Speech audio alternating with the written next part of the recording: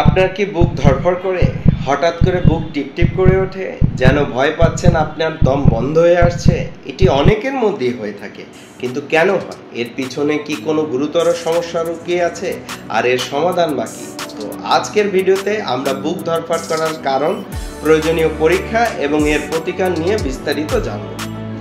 আমি ডাক্তার রবীন্দ্রনাথ সরকার, কাজ করছি শেরেবাংলা মেডিকেল কলেজ হাসপাতালের মেডিসিন বিভাগে।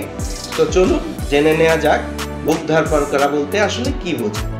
বুক ধড়ফড় করার মানে হলো আপনার হৃদস্পন্দনের অনিয়মিত বা অতিরিক্ত দ্রুত অনুভূতি। এটি বিভিন্ন কারণে হতে পারে, কখনো স্বাভাবিক, কখনো গুরুতর কোনো রোগের লক্ষণ হিসেবে। চলুন জেনে নেই বুক ধড়ফড় করার কারণসমূহ। প্রথমে যে কারণটি রয়েছে সেটি হচ্ছে মানসিক চাপ বা উদ্বেগ। স্ট্রেস, দুশ্চিন্তা, প্যানিক অ্যাটাক হলে হৃদস্পন্দন বেড়ে যেতে পারে। ক্যাফেইন ও নিকোটিন, অতিরিক্ত চা, কফি, ধূমপান করলে কিন্তু আমাদের হার্টবিট বেড়ে যায়। রক্ত স্বল্পতা বা অ্যানিমিয়া, শরীরে রক্ত স্বল্পতা থাকলে পর্যাপ্ত অক্সিজেন পৌঁছায় না, তাই হৃদস্পন্দন দ্রুত স্পন্দিত হয়। থাইরয়েডের সমস্যা, আমরা জানি থাইরয়েড আমাদের একটি থাইরয়েডের হরমোন রয়েছে, একটি গ্ল্যান্ড রয়েছে, হরমোন রয়েছে। এই হরমোনের কারণে আমাদের মেটাবলিজম বেড়ে যায়, যা আমাদের মেটাবলিজম বাড়িয়ে আমাদের বুক ধড়ফড় করার কারণ হতে পারে। এছাড়া রয়েছে ইলেকট্রোলাইট ইমব্যালেন্স বা লবণের তারতম্যের অসুবিধা।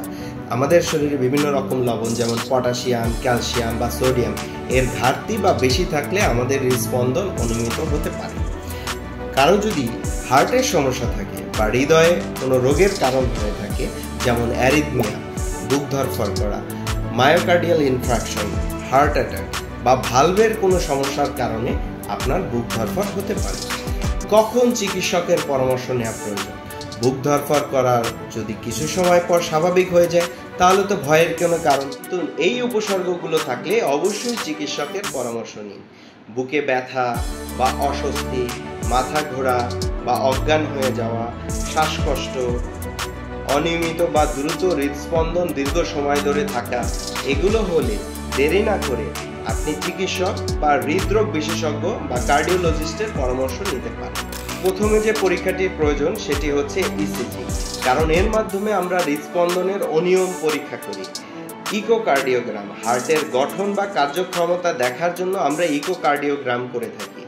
হোল্টার মনিটর, যেটা 24 থেকে 48 ঘন্টার জন্য হার্টবিট পর্যবেক্ষণ করা হয়। ব্লাড টেস্টের মধ্যে আমরা হিমোগ্লোবিন বা রক্তের স্বল্পতা পরীক্ষা, ইলেকট্রোলাইট বা লবণের পরীক্ষা এবং অন্যান্য উপাদান পরীক্ষা করে থাকি। এছাড়াও থাইরয়েড ফাংশন টেস্ট করি, থাইরয়েড হরমোনের সমস্যা আছে কিনা তা আমরা পরীক্ষা করে থাকি। চলুন জেনে নেওয়া যাক বুক ধড়ফড় কমানোর উপায়সমূহ। আপনারা স্ট্রেস কমান, মেডিটেশন, যোগব্যায়াম বা ব্যায়াম করার মাধ্যমে স্ট্রেস কমাতে পারেন। ক্যাফেইন ও নিকোটিন এড়িয়ে চলতে পারেন। পর্যাপ্ত পানি পান করুন এবং সুষম খাবার খান। পর্যাপ্ত ঘুম নিশ্চিত করুন এবং ডাক্তারের পরামর্শে প্রয়োজনীয় ওষুধ গ্রহণ করুন। এক্ষেত্রে চিকিৎসক আপনাকে ঔষধ হিসেবে বিটা ব্লকার বা ক্যালসিয়াম চ্যানেল ব্লকার বা বিভিন্ন পদ্ধতি, ক্যারোটিড সাইনাস ম্যাসেজ বা ডিসি শক বা radio ablation of abnormal pathway of heart এটা ব্যবহার। বুক ধড়ফড় সাধারণত ক্ষণস্থায়ী বা নির্দেশ হলেও কখনো কখনো এটি গুরুতর সমস্যার ইঙ্গিত হতে পারে, তাই উপসর্গ তীব্র হলে দ্রুত চিকিৎসকের পরামর্শ নিন।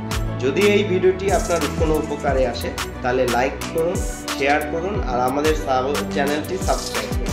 নতুন ভিডিওতে আবার দেখা হবে। ভালো থাকুন, সুস্থ থাকুন, টাটা।